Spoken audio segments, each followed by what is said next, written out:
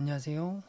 이번 주 이슈가 되는 뉴스는 이건희 회장의 별세에 따른 상속세 관련 내용과 삼성의 지배구조 개편, 이 두 가지 내용이 될 것 같습니다. 그래서 관련한 기사를 한번 가져와 봤는데요.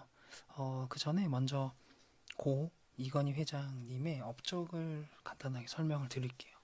87년 회장 취임 후에 당시 매출액이 10조 가까이 됐었는데 2018년 기준 매출액이 387조입니다. 무려 40배를 성장시켰고 이익은 260배, 시가총액은 1조에서 403조로 약 400배 가량 성장을 시킨 인물이기도 합니다. 삼성전자 같은 경우에는 2020년 기준 브랜드 가치가 65조 원으로 글로벌 5위에 해당하고 메모리 반도체, 스마트폰, TV 등 20개 품목이 월드 베스트에 올라와 있고요. D램 점유율 1위, 메모리 반도체 세계 44.3%를 차지하고 있습니다. 이러한 모든 달성에 가장 앞장서 계셨던 분이 이건희 회장님이신 거죠. 이 뉴스를 한번 볼 건데요. 상속세 분납된 6년간 연 1.8조, 삼성 계열사 배당 늘려 확보할 듯, 이렇게 설명하고 있습니다. 이건희 회장님이 보유하고 있는 주식 평가액이 약 18조 3천억 정도 됩니다.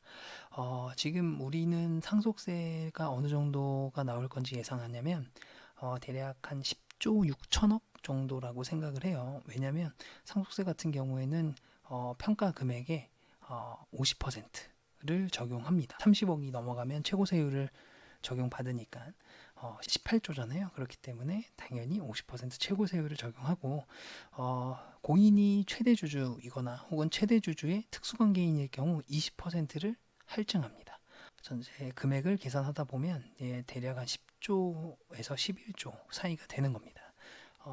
이런 금액이 엄청난 금액이에요. 예를 들어 이 상속세로 납부해야 될 한 10조 6천억 원 가량의 금액은 최근 3년간 대한민국에서 상속세라고 납부되어지는 세금을 모두 합친 금액보다 많습니다. 그렇기 때문에 초유의 관심사가 되는 것 같고요. 이렇게 큰 금액들은 이미 누구에게 상속이 될 건지 유언장에 이미 나와져 있어요.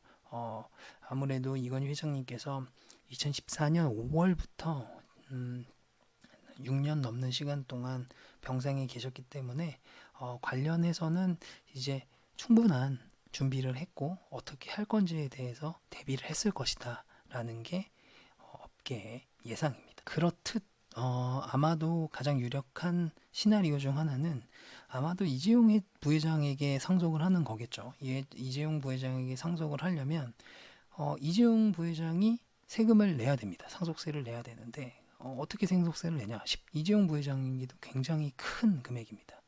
그렇기 때문에 이 상속세에 대한 현금성 자산을 확보하려면 아무래도 배당금을 늘려서 그 해당하는 금액을 마련할 수 있게끔 해야 되겠죠. 그러면 도대체 이 삼성 일가가 얼마나 많은 배당금을 받길래 이런 얘기가 나오나 라고 해서 한번 가져와 봤는데요. 보시면 2019년도에 7,500억입니다. 그 다음에 2018년도에 7,400억, 2017년도 5,200억 이런 식으로 약 6년간 2조 7천억이라는 엄청난 돈을 배당금으로 가져갔습니다. 이런 것만 보셔도 왜 배당금이 늘어날 것 같은지 예상이 되시겠죠. 이 배당금에 해당하는 건 삼성 일가에서 가지고 있는 지분율이기 때문에 해당하는 배당금을 받아가게 되는 거죠. 이렇게 엄청난 배당금으로 상속세의 일부를 납부하고 뭐 가지고 있는 재산으로도 납부를 하겠죠. 이런 식으로 할 건데 그래도 그 10조라는 금액이 어마어마한 금액입니다.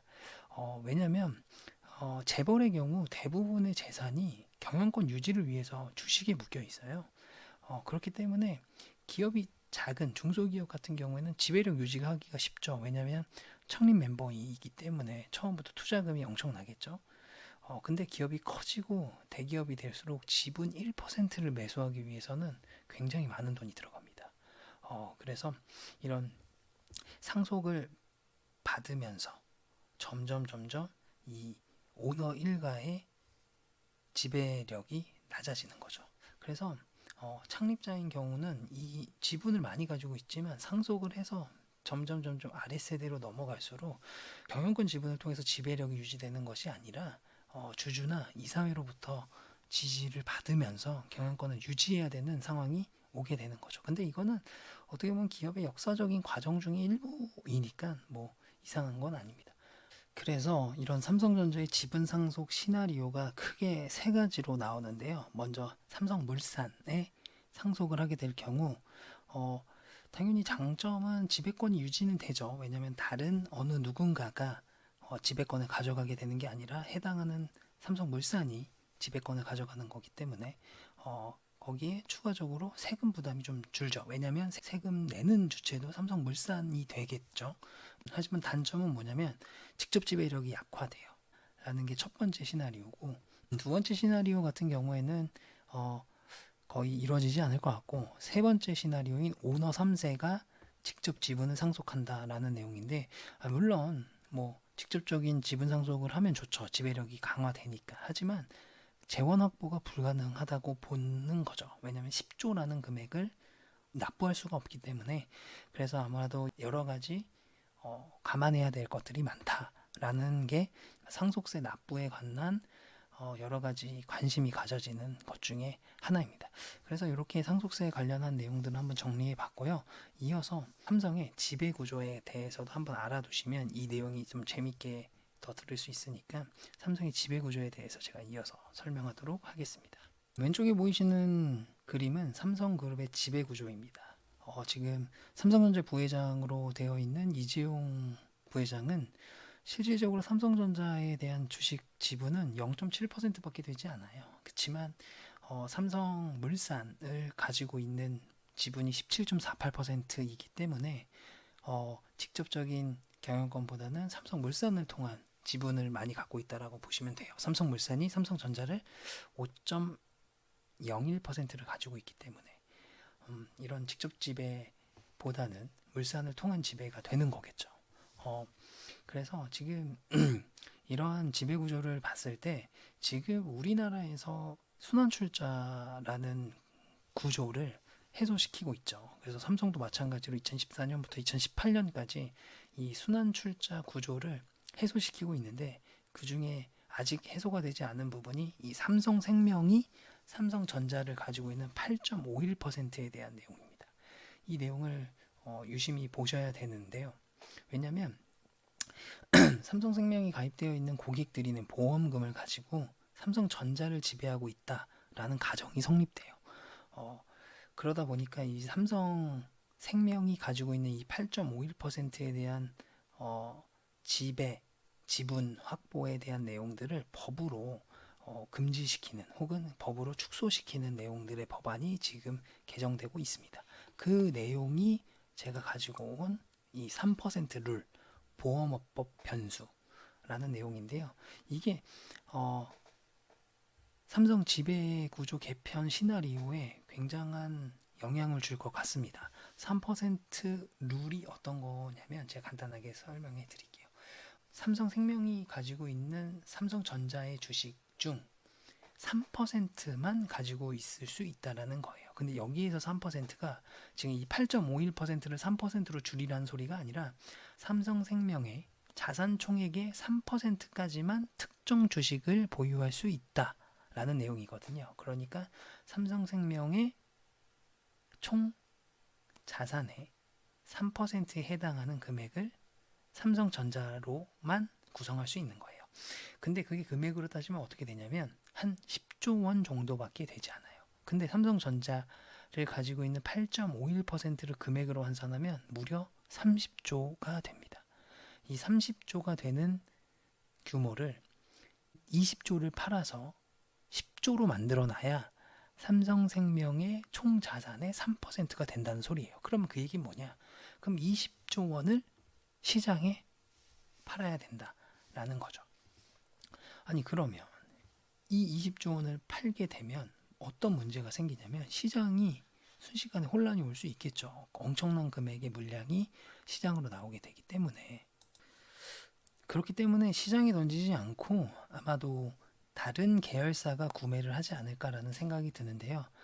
그 중에 하나가 이제 삼성물산이 그 20조 원에 해당하는 금액을 삼성전자 주식을 사게 되는 거죠. 삼성생명으로부터. 그러면 삼성물산은 20조가 있느냐? 아니, 없죠.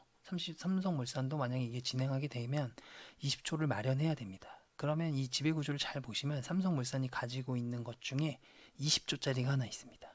20조짜리가 뭐냐면 삼성바이오로직스. 저게 한 20조 정도 되거든요. 그럼 저거를 팔아서 20조 원을 만드는 거고. 근데 이 20조짜리를 누가 사주냐? 그건 바로 삼성전자가 사줍니다.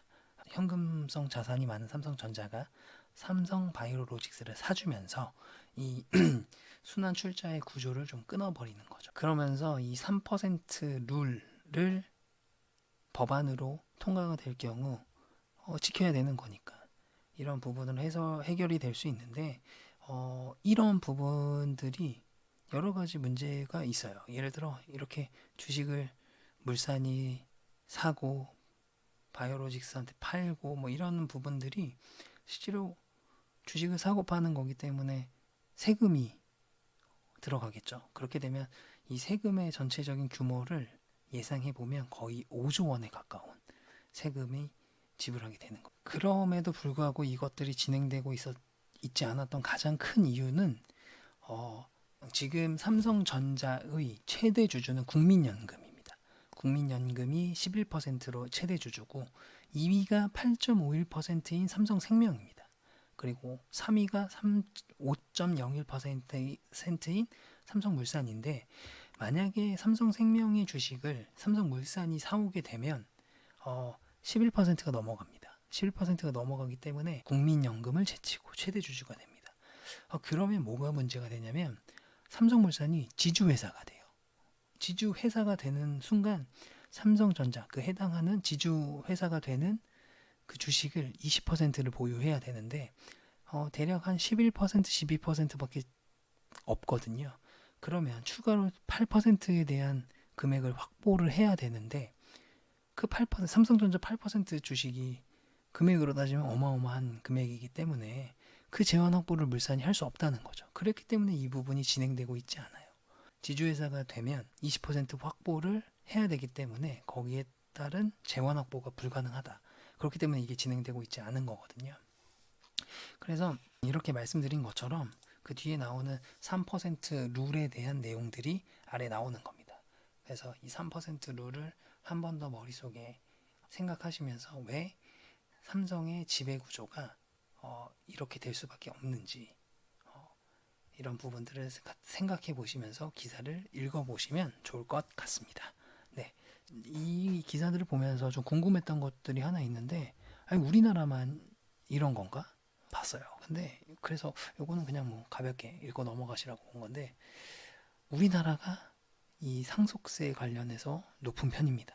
한국이 60%죠. 예를 들어 최고 세율을 적용하면 일본이 50%, 프랑스 45%, 미국 40%, OECD 평균이 26%인데 확실히 많이 나오고 왜 상속세가 높으면 문제가 되냐면 아무래도 상속세가 높게 되면 누군가의 사망으로 상속이 이루어질 때마다 경영권이 흔들려요. 그럼 경영권이 흔들리면 아무래도 그 회사에 대한 문제로 인식이 되기 때문에 회사가 계속적으로 경영권 유지가 쉽지 않다라는 내용들이 있어요. 근데 이런 것들이 실제로 우리나라에서도 일어났거든요. 예를 들어 LG그룹에 대한 상속세가 실제로 지금 삼성 상속세 이전에는 가장 최고 금액이었으니까 7,200억을 간신히 납부했다라는 내용인데 간신히 납부한 회사가 있지만 그에 반대로 납부를 못해서 승계를 포기하고 그냥 다른 회사에 매각해버리는 것도 있습니다. 예를 들어 여기 이 마우스 포인트 있는 쪽 보시면 밀폐용기 업체 락앤락은 회사를 사모펀드에다가 매각을 했고 마찬가지로 손톱깎이 회사인 3세븐도 매각을 했습니다.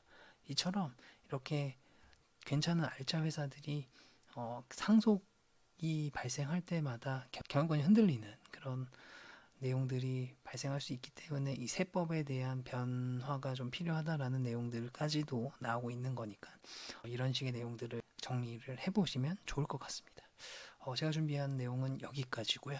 더 궁금한 내용이 있으시면 댓글로 남겨주시면 답변 드리도록 하겠습니다. 이상입니다.